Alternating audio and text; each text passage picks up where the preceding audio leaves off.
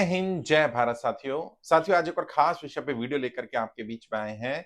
जैसा कि आपने टाइटल देख लिया होगा, इस वीडियो में बात करने वाला हूँ बिजनेस करने, व्यापार शुरू करने का सही तरीका क्या होना चाहिए। खासकर से वो लोग जिनके परिवार का कोई व्यक्ति कभी व्यापारी नहीं रहा है, जिन्होंने व्यापार नहीं किया है, जो फर्स्ट जनरेशन एंटरप्रेन्योर बनना चाहते हैं, उसकी शुरुआत कैसे की जाए।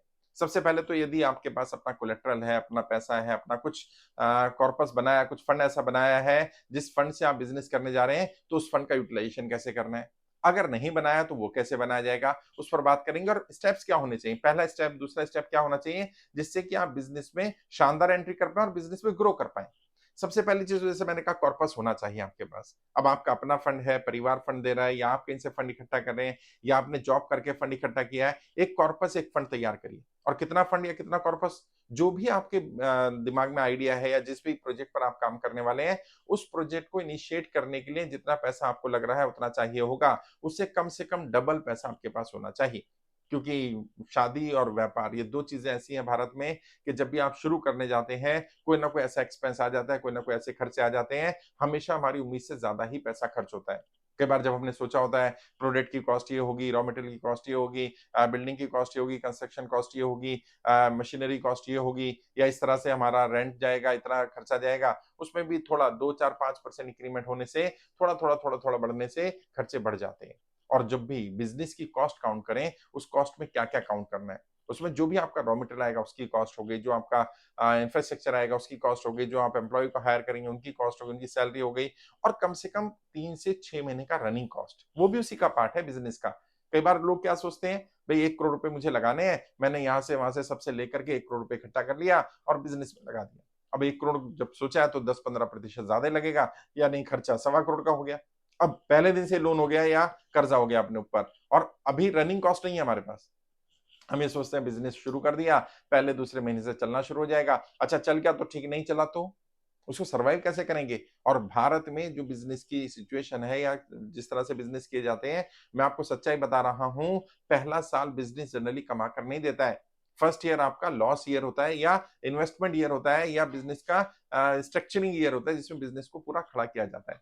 सेकंड ईयर ऑनवर्ड आपके पास नो प्रॉफिट नो लॉस आना शुरू होता है, या प्रॉफिट आता है थोड़ा बहुत। और थर्ड ईयर ऑनवर्ड अगर आप 3 साल सर्वाइव कर जाते हैं, तो अच्छा प्रॉफिट भी आ सकता है। उसमें तब तक आपको सारे उसके प्रॉन्स एंड कॉन्स मिल जाएंगे। आपको पता चल जाएगा उसमें क्या समस्याएं आई, उन समस्याओं के समाधान क्या है, और कैसे हम एक्सपेंशन कर सकते हैं, कैसे हम आगे बढ़ सकते हैं। वो सारी चीजें, सारे पॉइंट्स आपको मिल जाएंगे। लेकिन अगर आपके पास उतना बैकअप ही नहीं है, आप 3 साल तक उसको चलाने की स्थिति में नहीं है, तो फिर इसलिए मैंने कहा जितना आपको लग रहा है उससे डबल लेकर के चलिए। और जो लोग जॉब छोड़ करके बिजनेस में एंटर कर रहे हैं, उन्हें तो सबसे बड़ा चैलेंज ये आएगा कि जो आपकी जॉब से सैलरी आती थी, पहले दिन से ही, पहले महीने से ही वो पैसा आना बंद हो जाएगा, और घर के खर्चे बंद नहीं होंगे।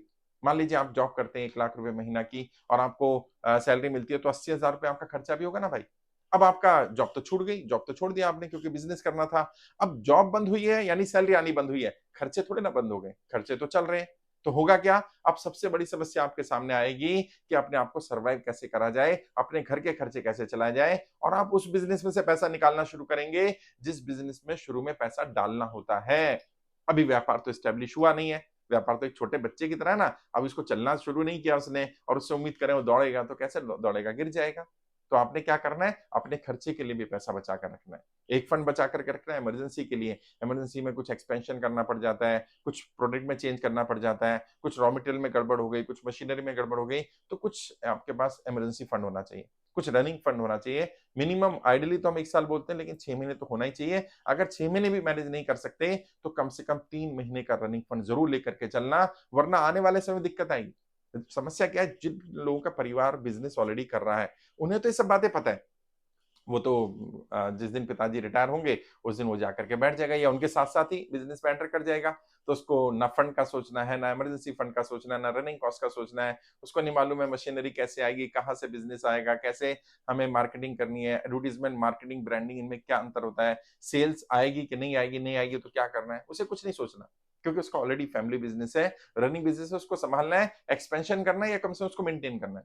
जो नए लोग हैं उन्हें तो नहीं मालूम है। और जो जॉब छोड़ करके, अच्छी बढ़िया जॉब छोड़ करके बिजनेस करते हैं, वहां एक बड़ी दिक्कत क्या आ रही है, वो बड़े ऑफिस में बैठते थे तो उनको मालूम है पीए भी होता है, एचआर भी होता है, सिक्योरिटी वाला भी होता है, हमारे अलग अलग डिपार्टमेंट्स होते हैं, फाइनेंस हेड होगा, एचआर हेड होगा, ये होगा वो होगा।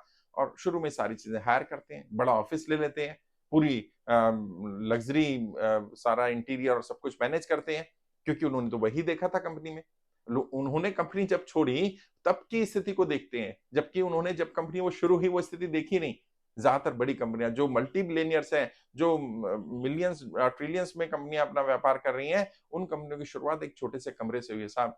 उस दिन से शुरुआत हुई है। तो आप पहले दिन से सोचे इतना लग्जरी। और भारत में तो एक और उल्टी चीज है, व्यापार शुरू करते हैं, ओपनिंग करते हैं, उस ओपनिंग में शो ऑफ करते हैं, दिखावा करते हैं। जबकि व्यापार दुनिया में कैसे किया जाता है, जो नए लोग व्यापार शुरू करते हैं वो एनिवर्सरी सेलिब्रेशन करते हैं, कम से कम 1 साल, कुछ लोग 5 ईयर एनिवर्सरी से शुरुआत करते हैं कि 5 साल पहले स्ट्रगल कर लें, संघर्ष कर लें, अपने आप को स्टैब्लिश कर लें, 5 साल बाद जब बड़ा स्टोर हो जाएगा, सब कुछ बड़ा होगा तो ओपनिंग कर देंगे।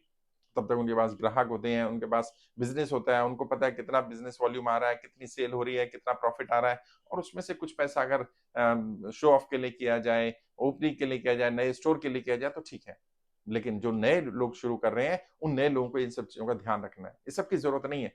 और कोई भी व्यक्ति, मैं सच्चाई बता रहा हूँ, कड़वी सच्चाई, कोई भी व्यक्ति अगर आपका बिजनेस खराब हो गया, दिक्कत आ गई, वो यही बोलेगा कि आपने सही नहीं किया, सलाह देने नहीं आएगा। और सलाह मांग भी लोगे तो सलाह दे देंगे, सहयोग तो बिल्कुल नहीं करेगा कोई। तो जो लोग जिनको आप बुला करके खिलाएंगे पिलाएंगे, सेलिब्रेशन करेंगे, बढ़िया शो ऑफ कर देंगे, हो सकता है वो और नेगेटिव बोलना शुरू कर दें, ये इंडस्ट्री में तो नहीं जाना चाहिए था, इसका तो टाइम नहीं है, ये नहीं है, वो नहीं है। और ये जो शब्द होते हैं ना, ये वाइब्रेशन है, ये वाइब्रेशंस पहुंचती हैं, नेगेटिव भी पहुंचती है, पॉजिटिव भी पहुंचती है। पता चला कोई नेगेटिव चीज आपके दिमाग में डाल दी गई या आपके एम्प्लॉयज के दिमाग में डाल दी गई, तो पता चला वहां से और नेगेटिविटी शुरू हो जाएगी। होता है ऐसा, बहुत बार होता है। मैंने बहुत सारे लोगों को देखा है, व्यापार शुरू कर दिया, पैसा लगा दिया, सब कुछ लगा दिया, लेकिन फिर किसी ने नेगेटिविटी डाल दी कि नहीं ये तो ठीक नहीं है, इसका तो वास्तु ठीक नहीं है, इसका तो ये डायरेक्शन ठीक नहीं है, इसका तो ये प्रोडक्ट ठीक नहीं है, ये सर्विस ठीक नहीं है, इस इंडस्ट्री में तो ये दिक्कत आने वाली है। मेरे चाचा जी तो ये काम करके छोड़ चुके क्योंकि इसमें दिक्कत आई। अभी तो उसने शुरू किया था बेचारे ने, पैसा भी लगा दे, सब लगा दिया, तब सलाह नहीं दी जब शुरू करने जा रहा था। आज जब ओपनिंग कर रहा है तब उसको इस तरह की सलाहें दे रहे हैं, तो उससे तो नुकसान ही होगा, उसका पैसा भी लग गया है। और जब व्यक्ति शुरू करता है बिजनेस तो बच्चे की तरह करता है ना, पूरी केयर करता है उसको, वो कोशिश करता है हर हालत में बिजनेस आगे बढ़े, तरक्की करे। तो पहले वो सब कर लो, वो फेज निकाल लो, क्योंकि शुरू का जो फेज है ना, कहते हैं ना, it's always hard at the beginning. Starting में दिक्कत आएगी, एक बार शुरुआत कर दी तो फिर तो आहिस्ता आहिस्ता आहिस्ता आहिस्ता एक बैलेंस हो जाएगा। वो प्रेशर, क्योंकि जॉब का प्रेशर अलग है लेकिन व्यापार का प्रेशर अलग है। और जितने भी एंटरप्रेन्योर्स हैं या एंटरप्रेन्योर बनना चाहते हैं, समझ लीजिए आप अकेले ही रहेंगे। आपको तो एम्प्लॉय आके बोल देगा ये चाहिए और आप उसको मना नहीं कर सकते हैं। और आप कहाँ से लाएंगे वो आपकी जिम्मेदारी है, क्योंकि मालिक आप हैं, ओनर आप हैं। अब आपके पास है नहीं है, कहीं से उधार लाएंगे, अरेंज करेंगे, डजेंट मैटर, उनको फर्क नहीं पड़ता है। उन्होंने तो बता दिया ये चीजें नहीं होंगी तो हम काम नहीं करेंगे, और फिर आपको वो अरेंज करना, ये आपकी जिम्मेदारी, आपका दायित्व बन जाएगा। और वहां फिर आप अकेले महसूस करेंगे क्योंकि कोई होगा नहीं आपको सलाह देने वाला। और फर्स्ट जनरेशन एंटरप्रेन्योर्स के साथ, फर्स्ट जनरेशन व्यापारियों, बिजनेसमैन के साथ ये सबसे बड़ी चैलेंज, सबसे बड़ी दिक्कत आने वाली है। बट ऐसा नहीं है, उसके भी समाधान है।